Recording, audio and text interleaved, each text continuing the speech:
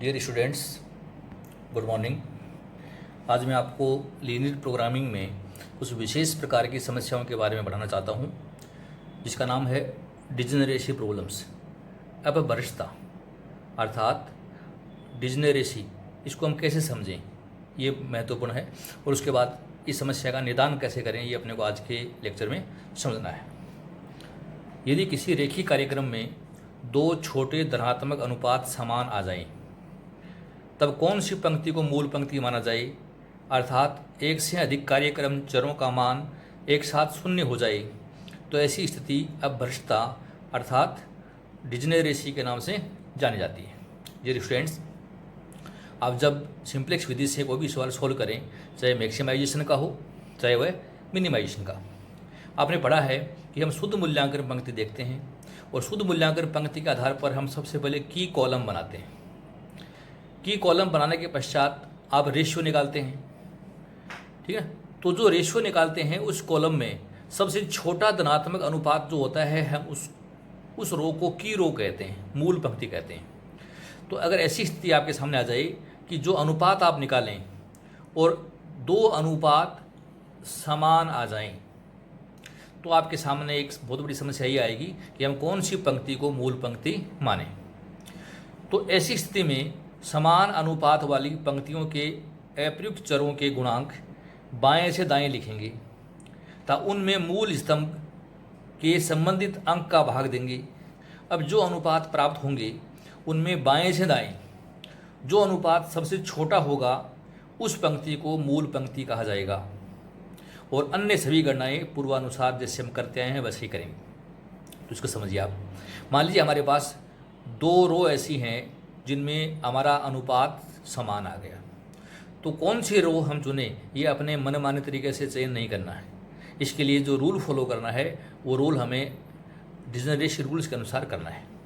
तो हम क्या काम करेंगे, हमारे पास जो अप्रयुक्त चर हैं अर्थात जो स्लैक वेरिएबल या सरप्लस वेरिएबल हमारी टेबल में दिखा रखे हैं, उनके जो गुणांक हमने लिखे हैं वो हम बाएं से दाएं लिखेंगे उन पंक्तियों के जिनके अनुपात समान आए हैं। फिर जो अनुपात आपने लिखा है उन अनुपातों में उनके सामने की कॉलम का जो अंक है, जिस उसी रो में की कॉलम का जो अंक है उसके सामने उसका भाग देंगे। भाग देने के बाद हमारे पास नए अनुपात आएंगे। तो बाएं से देखना है। सबसे पहले बाएं देखिए, अर्थात S1 S2 S3 जो भी हैं, जो अनुपात सबसे छोटा आ गया, मतलब पहली कॉलम में सबसे छोटा अनुपात आ गया, तो जिस रो में आया है वो रो की रो हो जाएगी। मान लो फर्स्ट में बराबर आ गई तो सेकंड में देखेंगे हम, बाएं से दाएं चलना है, तो जो छोटा आ गया अनुपात उसको हम की रो लेंगे। मान लो सेकंड में नहीं आया तो थर्ड अप्रयुक्त चर वाले कॉलम में आ जाएंगे हम। अर्थात जहाँ छोटा अनुपात हो उस रो को आपको की रो का चयन करना है, उसके पश्चात की नंबर निकालना है और आगे की गणनाएं ठीक वैसे ही करने हैं जिसे आपने पिछले लेक्चर्स में समझी थी, उसी प्रकार से हल करेंगे। तो मैं आपके सामने एक क्वेश्चन ले रहा हूँ। मैक्सिमाइजेड 6x1 + 3x2 subject to x1 + x2 <= 2, 5x1 + 4x2 <= 10 और x1 x2 > 0। स्टूडेंट्स, ये हमारा क्वेश्चन मैक्सिमाइजेड का है, अर्थात हमारा ऑब्जेक्टिव फंक्शन है वो अधिकतम करने के लिए कहता है। तो इसमें दो वेरिएबल हैं x1 और x2। x1 और x2 की मात्राओं का योग 2 या 2 से कम होना चाहिए। दूसरे इक्वेशन में कहते हैं ये गुणांक 5 और ये जब 4 हो तो <= 10 आपको यूज करना है। तो हम इस मैक्सिमाइज प्रॉब्लम को कैसे सोल्व करें, ये हमारी विधि वही रहेगी। तो मैं इसको सिंप्लेक्स फॉर्मेशन के रूप में आपके सामने लिख रहा हूँ। स्टूडेंट्स, मैक्सिमाइजेड में आप देख रहे हैं कि हमारे पास चिन्ह है <= तो हम यहाँ स्लैक वेरिएबल लेंगे और वो प्लस करेंगे। दूसरे समीकरण में भी हम स्लैक वेरिएबल लेंगे, उसको हम प्लस करेंगे, और उनका जो लाभ है डिविडेंड है पर यूनिट को 0 रुपये होता है। तो ऐसे लिखेंगे 6x1 + 3x2 + 0h1 + 0h2, क्योंकि हमारे पास दो स्लैक वेरिएबल आ रहे हैं। सब्जेक्ट टू x1 + x2 <= चिन्ह है तो plus h1 = 2, 5x1 + 4x2 + h2 = 10, x1 x2 s1 s2 <= 0। इस रूप में हम हमारी समस्या को लिख लेंगे। ये हमारा एक तरीके से मैथमेटिकल फॉर्मेशन हमारी जो समस्या है, जो प्रॉब्लम है, उसका बन गया है। अब हम इसको तालिका के रूप में उतारते हैं, तो कैसे इसको हल करें ये समझना है। हमने टेबल फर्स्ट बना ली है। हमारे पास x1, x2, s1, s2 ये 4 वेरिएबल हैं। फर्स्ट में वेरिएबल s1 है, s2 है, जो मैंने प्रोग्राम वेरिएबल ले लिए हैं। इनका पर यूनिट प्रॉफिट 0 रुपये है। क्वांटिटी फर्स्ट समीकरण में 2 है, सेकंड में 10 है, तो मैंने उतार ली है। और इनका प्रॉफिट दे रखा है 6300, जो मैंने आपके सामने उतार दिया है एज पर क्वेश्चन। अब हमें गुणांक उतारने हैं। तो x1 का गुणांक फर्स्ट समीकरण में आप देख रहे हैं 1 है, तो ये मैंने 1 लिख दिया है। x2 का भी 1 है, तो मैंने 1 लिख दिया है। s1 का भी 1 है, तो ये मैंने 1 लिख दिया है। s2 है नहीं, तो मैंने 0। अर्थात हमारे गुणांक हैं वो तीनों ही 1 1 1 आए। दूसरे समीकरण में आ जाएंगे 5x1, तो यहाँ x1 का गुणांक हमारा है 5। 4x2 है, तो ये 4। s2 है इसमें, तो s2 में 1 आ जाएगा। s1 है नहीं, तो 0 आ जाएगा। तो ऐसे लिख लेंगे इसको। अब हमें ZJ निकालना है। तो 1 गुना 0 0, 5 गुना 0 ये भी 0, योग किया तो योग भी 0। 1 गुना 0 0, 4 गुना 0 तो भी 0, और योग किया 0 प्लस 0 0। 1 गुना 0 0, 0 गुना 0 0, योग किया तो 0। 0 गुना 0, 1 गुना 0, योग किया तो 0। तो अर्थात हमारी ZJ सभी में ही 0 0 आ गई। हमें नेट इवेल्यूशन रो निकालनी है, शुद्ध मूल्यांकन पंक्ति जिसे हम कहते हैं CJ माइनस ZJ। ये हमारे सवाल में CJ कहलाते हैं, जो मैंने लिख रखे हैं। तो 6 में से गया 0, तो ये 6 बच गई। 3 में से गया 0, तो ये 3। 0 में से गया 0, 0 बच गया। 0 में से गया 0 0। तो स्टूडेंट्स, आपने देखा कि हमने शुद्ध मूल्यांकन पंक्ति निकाल ली, और हमारी समस्या मैक्सिमाइजेशन की है। तो हमारा नियम कहता है कि शुद्ध मूल्यांकन पंक्ति में जो प्रविष्टि सबसे बड़ी है उस कॉलम का चयन करना है। तो हमारी सबसे बड़ी प्रविष्टि है 6। मैंने इस कॉलम का चयन किया, और ये कॉलम हमारा कहलाएगा मूल स्तंभ। ये मूल स्तंभ हो गया, इट इज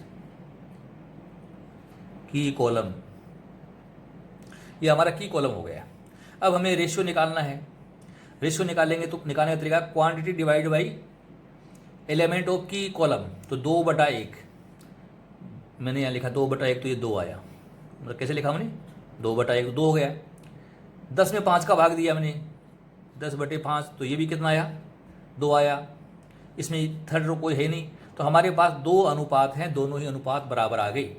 तो ऐसी स्थिति में कौन सी पंक्ति का चयन करें, ये हमारे लिए एक समस्या है। तो इसको हम कहते हैं अपभ्रष्टता।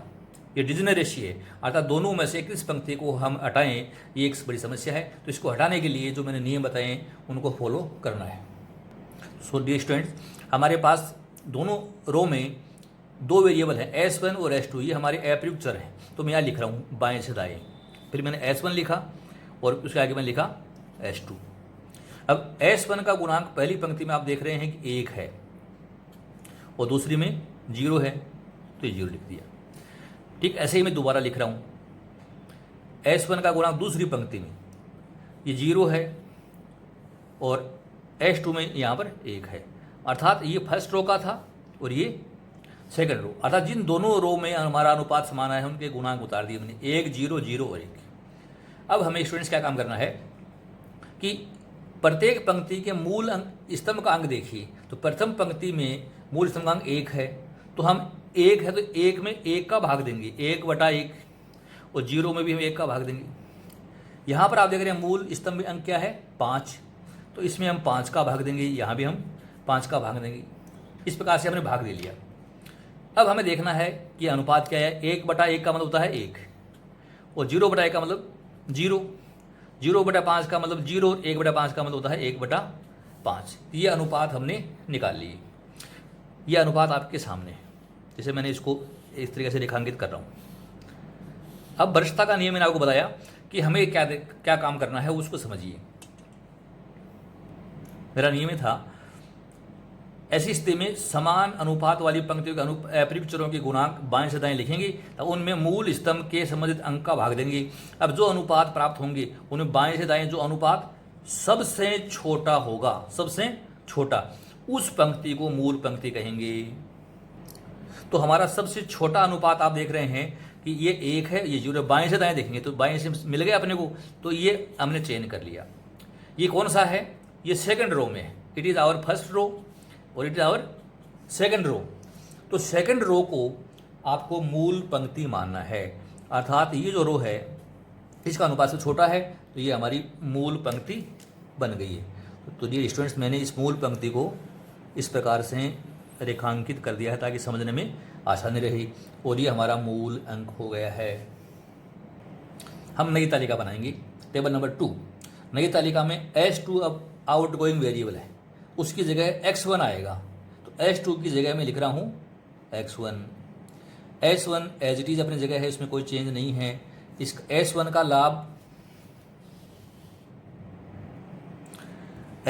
लाभ है 0 और x1 का लाभ है हमारे सवाल में 6 रुपये, मैंने ये लिख दिया है। ठीक है, अब हमें मूल पंक्ति के सभी अंकों में मूल अंक का भाग देना है।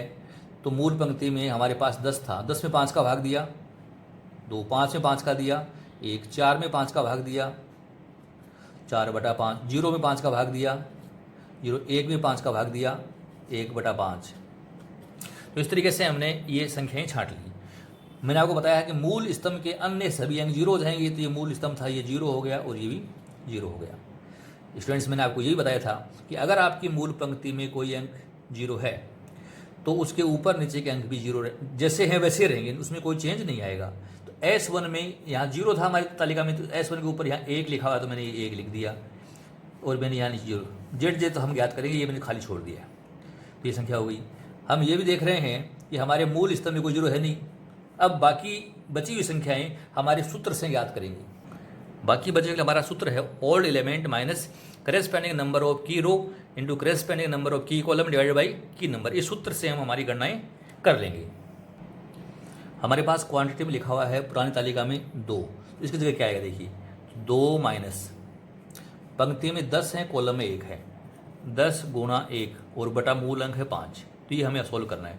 तो 10 गुणा 1 10, 10 में 5 का भाग 2, 2 में से 2 गया 0, अर्थात हमारा जो पहला अंक है वह 0 आ गया हमारी क्वांटिटी के कॉलम में 0। अब x2 में यहाँ क्या आएगा देखना। x2 में हमारी पुरानी तालिका में आप देख रहे हैं 1 लिखा हुआ है, तो उस 1 में से कम करना है। 1 माइनस पंक्ति में 4, कॉलम में 1, 4 गुणा 1/5, तो 1 माइनस 4/5 इक्वल टू 5 को 1 से गुणा किया 5, 5 में से गया 4, तो 1 बच गया, 1/5 बच गया। हमारे पास वैल्यू बच गई 1/5। तो यहाँ पर हमारी जो संख्या है वो है 1/5 आ गई। यहाँ आ जाओ S2 में। S2 में हमारी पुरानी तालिका में लिखा हुआ है 0, तो 0 की जगह क्या आएगा हमें ये देखना है। तो यहाँ 0 लिखा हुआ है, तो 0 माइनस पंक्ति में 1, कॉलम में 1, 1 गुणा 1 और मूल अंक है 5, तो माइनस का 1/5। हमारी ये वैल्यू है माइनस की 1/5। तो ये सब वैल्यू हम निकाल ली है। अब हमें जेड जे ज्ञात करना है। 0 गुणा 0 0, 6 गुणा 1 6, तो ये आया 6। 1/5 को 0 से गुणा किया 0, और 4/5 को हमने गुणा किया 6 से, तो ये हो गया 24/5, 24 डिवाइड बाई 5। 1 गुणा 0 0, 0 गुणा 6 0, ये 0 हो गया। ये माइनस के 1/5 को 0 से गुणा किया 0, और 1/5 को 6 से गुणा किया, तो ये हो गया 6/5, 6/5। हमें चाहिए शुद्ध मूल्यांकन पंक्ति के मान, तो 6 में 6 गया 0। फिर हमें घटाना है 3 में से 24 माइनस 24/5, तो हमने लिखा 3 माइनस 24/5, 5 गुना 3 15, 15 में से गया माइनस के 24, तो माइनस के 9/5, तो ये हमारी संख्या है माइनस 9/5। ये 0 है, यहाँ आ जाए, 0 में से गया 6/5, तो ये माइनस क्या है 6/5। तो डियर स्टूडेंट्स, हमारा जो प्रॉब्लम थी ये मैक्सिमाइजेशन की थी, और हम देख रहे हैं कि हमारी शुद्ध मूल्यांकन पंक्ति की सभी प्रविष्टियाँ माइनस या 0 हो गई हैं, तो ये ऑप्टिमम सॉल्यूशन शो करती है। अब ऑप्टिमम सॉल्यूशन है तो हमें आंसर छांट देना है कि हमारा इस तालिका के अनुसार आंसर क्या होगा। तो हमारी कंपनी को X1 आउटपुट जो हमारी तालिका में आया है उसकी 2 यूनिट बनानी है। इकाई कितनी बनाएंगे? 2 यूनिट्स। और प्रॉफिट प्रति इकाई क्या है इसके ऊपर? 6 रुपये है, इंटू ₹6 बराबर 12 रुपये। और X2 हमारे सवाल में प्रोग्राम में आया नहीं है, तो X2 की 0 यूनिट्स, और प्रॉफिट इंटू ₹3, तो इक्वल टू 0। तो हमारा टोटल प्रॉफिट आएगा स्टूडेंट्स, टोटल ₹12। तो इस प्रकार से हम मैक्सिमाइजेशन की प्रॉब्लम को सोल्व कर सकते हैं विथ डिजनरेसी।